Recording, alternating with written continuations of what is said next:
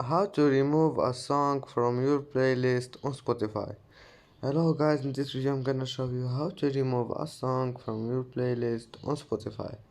First go to Spotify and then click here your library, this one. Click on it and then go to your playlist and now click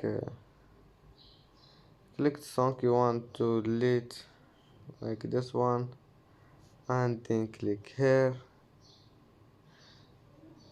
and now click this one, remove from this playlist, and as you see the song has been removed. And that's how remove a song from your playlist on Spotify. If you like this video, don't forget like and subscribe, and see you in the next video.